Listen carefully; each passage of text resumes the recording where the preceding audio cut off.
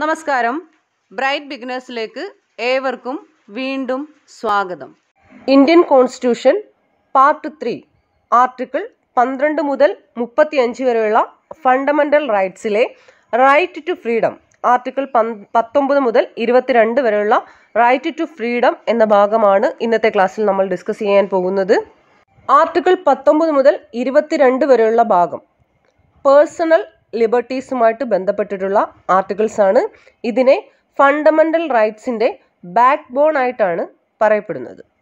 ആദ്യമായി നമുക്ക് ആർട്ടിക്കിൾ 19 കുറിച്ച് ഡിസ്കസ് ചെയ്യാം. കോൺസ്റ്റിറ്റ്യൂഷൻ്റെ ആർട്ടിക്കിൾ 19 6 ഫണ്ടമെൻ്റൽ റൈറ്റ്സിൻ്റെ പ്രൊട്ടക്ഷനാണ് ഗ്യാരണ്ടി ചെയ്യുന്നത്. ഈ 6 റൈറ്റ്സ് ഏതൊക്കെയാണെന്നാൽ, ആദ്യമായി right to freedom of speech and expression, 2 right to assemble peacefully and without arms, number 3 right to form association or union or cooperative societies, number 4 right to move freely throughout the territory of India, number 5 right to reside and settle in any part of the territory of India, number 6 right to practice any profession or to carry on any occupation, trade or business. Originally article 19 contain ചെയ്തിരുന്നത് 7 rights ആയിരുന്നു. എന്നാൽ right to acquire, hold, dispose of property എന്നുള്ള right 1978 44th constitutional amendment ആക്ടിൽ കൂടി delete ചെയ്ത് കളഞ്ഞു. മുകളിൽ പറഞ്ഞ ഈ 6 റൈറ്റ്സ് പ്രൊട്ടക്ഷൻ തരുന്നത് സ്റ്റേറ്റ് ആക്ഷനെതിരെയാണ്, അല്ലാതെ പ്രൈവറ്റ് ഇൻഡിവിജ്വൽ ആക്ഷൻസിനെതിരെ ഈ റൈറ്റ്സിൻ്റെ പ്രൊട്ടക്ഷൻ നമുക്ക് ലഭിക്കുന്നതല്ല. മാത്രവുമല്ല, ഈ റൈറ്റ്സ് അവൈലബിൾ ആയിട്ടുള്ളത് സിറ്റിസൺസിന് മാത്രമാണ്. ഫോറിൻ അല്ലെങ്കിൽ ലീഗൽ പേഴ്സൺസ് ലൈക്ക് കമ്പനീസ് അല്ലെങ്കിൽ കോർപ്പറേഷൻ ഇവകൾക്കൊന്നും ഈ റൈറ്റ്സിൻ്റെ പ്രൊട്ടക്ഷൻ ലഭിക്കുന്നതല്ല. സ്റ്റേറ്റിന് ഈ 6 റൈറ്റ്സിൻ്റെ മേൽ റീസണബിൾ റെസ്ട്രിക്ഷൻ ഇമ്പോസ് ചെയ്യാൻ കഴിയുന്നതും ആണ്. ആദ്യമായി right to freedom of speech and expression. ഈ റൈറ്റ് സൂചിപ്പിക്കുന്നത് എല്ലാ പൗരന്മാർക്കും അവരവരുടെ കാഴ്ചപ്പാടുകളും അഭിപ്രായങ്ങളും വിശ്വാസങ്ങളും വാക്കുകളിലൂടെയോ രചനയിലൂടെയോ പതിപ്പിലൂടെയോ ചിത്രങ്ങളിലൂടെയോ സ്വതന്ത്രമായി പ്രകടിപ്പിക്കാം എന്നതാണ്. According to supreme court, freedom of speech and എക്സ്പ്രഷനിൽ താഴെ പറയുന്ന കാര്യങ്ങൾ ഉൾക്കൊള്ളുന്നു.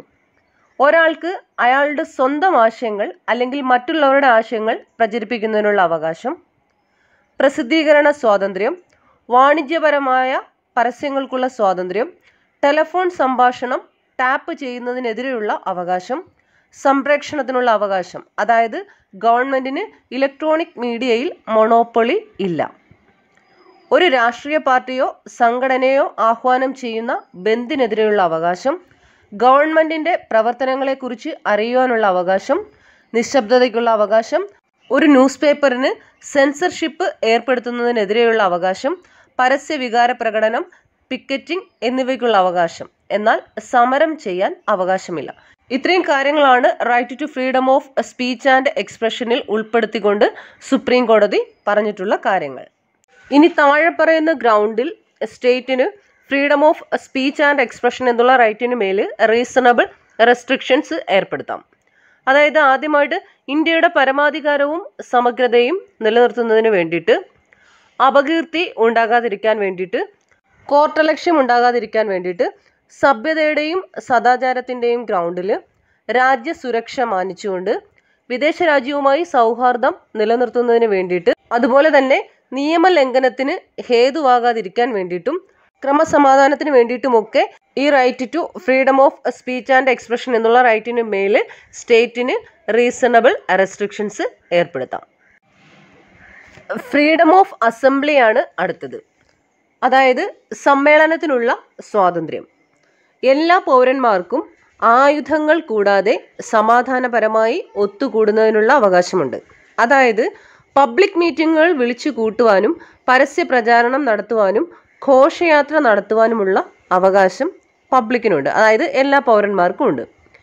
ഈ സ്വാതന്ത്ര്യം പൊതുസ്ഥലത്ത് സമാധാനമായി ആയുധങ്ങൾ കൂടാതെ നടത്തുവാനുള്ളതാണ്. ഇനി വയലൻ്റായിട്ടുള്ളതും ക്രമം തെറ്റിയിട്ടുള്ളതും അനുഷ്ഠാനങ്ങൾക്കോ പൊതുസമാധാനം നശിപ്പിക്കുന്നതോ ആയിട്ടുള്ളതും ആയുധങ്ങൾ ഏന്തിയിട്ടുള്ളതുമായ സമ്മേളനങ്ങൾക്ക് ഈ റൈറ്റിൻ്റെ പ്രൊട്ടക്ഷൻ ലഭ്യമാകുന്നതല്ല. അടുത്തത് ഫ്രീഡം ഓഫ് അസോസിയേഷൻ ആണ്. എല്ലാ പൗരന്മാർക്കും അസോസിയേഷനുകൾ, യൂണിയനുകൾ, കോഓപ്പറേറ്റീവ് സൊസൈറ്റികൾ എന്നിവ രൂപീകരിക്കുന്നതിനുള്ള അവകാശമുണ്ട്. ഇവയിൽ രാഷ്ട്രീയ പാർട്ടികളുടെ രൂപീകരണം, കമ്പനികളുടെ രൂപീകരണം, പാർട്ണർഷിപ്പ് ഫേമുകളുടെ രൂപീകരണം, സൊസൈറ്റികൾ, ക്ലബ്ബുകൾ, സംഘടനകൾ, തൊഴിലാളി യൂണിയനുകൾ, വ്യക്തികൾ ചേർന്ന് രൂപീകരിക്കുന്ന ബോഡികൾ എന്നിവ ഉൾക്കൊള്ളുന്നു. ടു ഫോം കോഓപ്പറേറ്റീവ് സൊസൈറ്റീസ് എന്നുള്ള പ്രൊവിഷൻ ഇന്ത്യൻ കോൺസ്റ്റിറ്റ്യൂഷനിൽ ഉൾക്കൊള്ളിച്ചത് 2011 97ാമത് കോൺസ്റ്റിറ്റ്യൂഷണൽ അമെൻമെൻറ്റ് ആക്ടിൽ കൂടിയാണ്. ഇന്ത്യൻ കോൺസ്റ്റിറ്റ്യൂഷനിൽ ആർട്ടിക്കിൾ 19(1) ആയിട്ടാണ് ഈ പ്രൊവിഷൻ ഉൾക്കൊള്ളിച്ചിരിക്കുന്നത്. ഇതിൽ അസോസിയേഷനുകളുടെയോ യൂണിയനുകളുടെയോ രൂപീകരണം മാത്രമല്ല, ഇവയുടെ തുടർ പ്രവർത്തനങ്ങളും ഉൾക്കൊണ്ടിരിക്കുന്നു. അടുത്തതായി പറയുന്നത് ഇന്ത്യയുടെ ടെറിട്ടറിക്കുള്ളിൽ എവിടെയും സ്വതന്ത്രമായിട്ട് സഞ്ചരിക്കുന്നതിനുള്ള അവകാശമാണ്. അത് കഴിഞ്ഞിട്ട് ഇന്ത്യൻ ടെറിട്ടറിയിൽ എവിടെയും സെറ്റിൽ ആൻഡ് റിസൈഡ് താമസിക്കുന്നതിനുള്ള അവകാശമാണ്. അത് കഴിഞ്ഞ് പറയുന്നത് ഏതെങ്കിലും തരത്തിലുള്ള ബിസിനസ്സുകളോ വ്യാപാരങ്ങളോ ജോലികളോ ചെയ്യുന്നതിനും ഏതെങ്കിലുമൊക്കെ പ്രൊഫഷൻസ് പ്രാക്ടീസ് ചെയ്യുന്നതിനുമുള്ള അവകാശമാണ്. മുകളിൽ പറഞ്ഞ ഈ 6 റൈറ്റ്സുകളാണ് ഇന്ത്യൻ കോൺസ്റ്റിറ്റ്യൂഷൻ്റെ ആർട്ടിക്കിൾ 19 പ്രകാരം ഇന്ത്യൻ പൗരന്മാർക്ക് ലഭ്യമാകുന്നത്. റൈറ്റ് ടു ഫ്രീഡം എന്നുള്ള പാർട്ടിൽ ആർട്ടിക്കിൾ 20 കുറിച്ചാണ് അടുത്തതായിട്ട് നമുക്ക് ഡിസ്കസ് ചെയ്യാനുള്ളത്.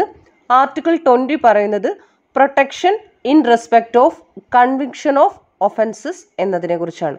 അതായത് ശിക്ഷാവിധികളിൽ നിന്നും പ്രൊട്ടക്ഷൻ നൽകുന്നതിനെ കുറിച്ചുള്ള ആർട്ടിക്കിളാണ് ആർട്ടിക്കിൾ 20. കുറ്റം ചുമത്തപ്പെട്ട ഒരു വ്യക്തി, അയാൾ ഇന്ത്യൻ പൗരനായാലും വിദേശിയായാലും കമ്പനി, കോർപ്പറേഷൻസ് പോലെയുള്ള ലീഗൽ പേഴ്സൺസ് ആയാലും അയാൾക്ക് ഏകപക്ഷീയമായതും അമിതമായതുമായ ശിക്ഷകളിൽ നിന്നും സംരക്ഷണം നൽകുന്ന ആർട്ടിക്കിളാണ് ആർട്ടിക്കിൾ 20. ഈ ആർട്ടിക്കിൾ 20ൽ 3 പ്രൊവിഷൻസ് ഉൾപ്പെടുന്നുണ്ട്. Number 1, no ex post facto law. അതായത് ഒരു നിയമം എനാക്ട് ചെയ്തുകൊണ്ട് അതിനൊരു റെട്രോസ്പെക്റ്റീവ് എഫക്റ്റ് കൊടുക്കുവാൻ, അതായത് ഒരു പ്രീവിയസ് ഡേറ്റ് അല്ലെങ്കിൽ പ്രീവിയസ് ഇയർ എഫക്റ്റ് കൊടുക്കുവാനുള്ള അവകാശം കോൺസ്റ്റിറ്റ്യൂഷൻ പാർലമെൻറ്റിന് നൽകുന്നുണ്ട്.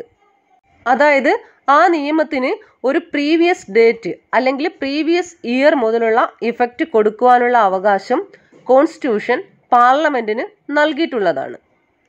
ഇത് സിവിൽ ലെജിസ്ലേഷൻസിന് മാത്രം ബാധകമായിട്ടുള്ള കാര്യമാണ്.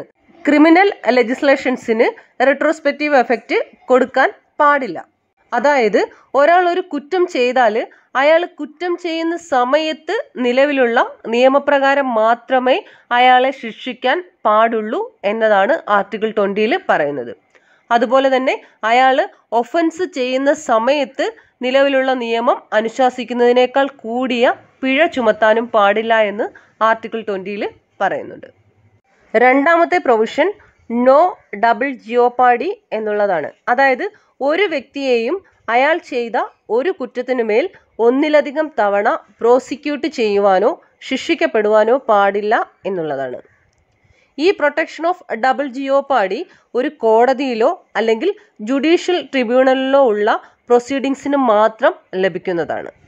ഉദാഹരണത്തിന് ഒരു സിവിൽ സർവൻറ്റ് ഒരു ക്രിമിനൽ ചാർജിൻ്റെ മേൽ സർവീസിൽ നിന്നും ഡിസ്മിസ് ചെയ്യപ്പെട്ടാൽ അത് കാരണം അയാൾക്ക് ഡബിൾ ജിയോപാഡി എന്നുള്ള പ്രൊട്ടക്ഷൻ ലഭിക്കുകയില്ല. അയാളെ കോർട്ട് പ്രൊസീഡിങ്സ് വഴി വീണ്ടും ശിക്ഷിക്കപ്പെടുന്നതായിരിക്കും. അതായത് അയാൾക്ക് ആദ്യം കിട്ടിയ ആ ഡിസ്മിസൽ മാത്രം അയാൾക്കുള്ള ശിക്ഷയായിട്ട് മാറുന്നതല്ല. അവിടെ അയാൾക്ക് അത് ഡബിൾ ജിയോപാഡി എന്നുള്ള റൈറ്റിൻ്റെ അല്ലെങ്കിൽ എന്നുള്ള പ്രൊട്ടക്ഷൻ അയാൾക്ക് അവിടെ ലഭിക്കുകയില്ല. അയാൾക്ക് വീണ്ടും ശിക്ഷ ലഭിക്കുന്നതായിരിക്കും. മൂന്നാമത്തെ പ്രൊവിഷൻ നോ സെൽഫ് ഇൻക്രിമിനേഷൻ എന്നുള്ളതാണ്. അതായത് സ്വയം പഴി ചുമത്തലിൽ നിന്നുള്ള പ്രൊട്ടക്ഷനാണ്. അതായത് ഒരു കുറ്റാരോപിതനെയും സ്വയം സാക്ഷിയാവാൻ നിർബന്ധിക്കാതിരിക്കുക.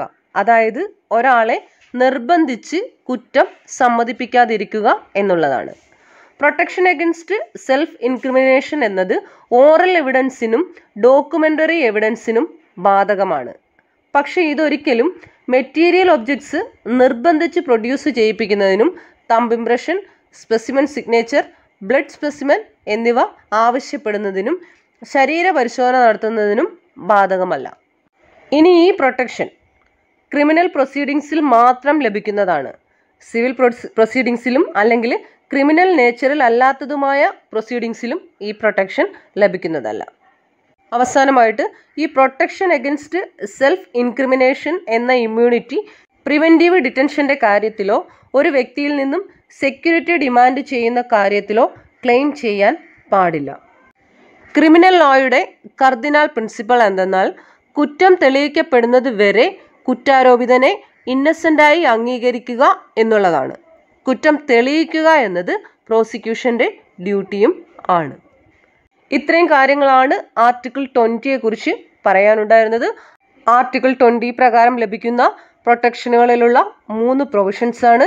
ആദ്യത്തേത് നോ എക്സ്പോസ്റ്റ് ഫാക്ടോ ലോ എന്നുള്ളത്, number 2 no double jeopardy, number 3 no self incrimination എന്നുള്ളത്.